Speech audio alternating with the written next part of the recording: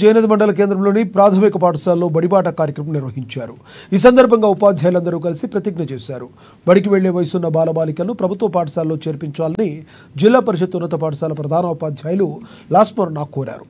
ప్రభుత్వ పాఠశాలలో పిల్లలకి ఉన్నటువంటి సౌకర్యాల గురించి తెలియజేశారు. ప్రైవేటు విద్యాలయాలు కాకుండా పిల్లల తల్లిదండ్రులు తమ పిల్లలను ప్రభుత్వ పాఠశాలలో చేర్పించాలన్నారు.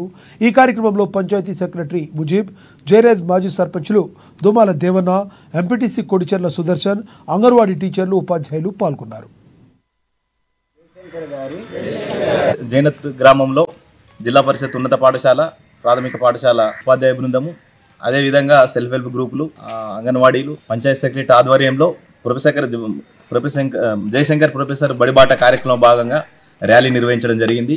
బడిఈడు పిల్లల్ని ఖచ్చితంగా బడిలో చేర్పే విధంగా మోటివేషన్ చేస్తూ ప్రతిజ్ఞ చేయడం జరిగింది. ఎవరైతే ఈ పాఠశాలలో అందుతున్నటువంటి గవర్నమెంట్ పాఠశాలలో అందుతున్నటువంటి సౌకర్యాలు వివరిస్తూ ప్రైవేట్ బడి కాకుండా గవర్నమెంట్ బడిలోనే 100% ఎన్రోల్మెంట్ అయ్యే విధంగా పాటుపడాలని చెప్పేసి చెప్పడం జరిగింది. అదేవిధంగా ప్రైవేట్ పాఠశాలతో పోల్చి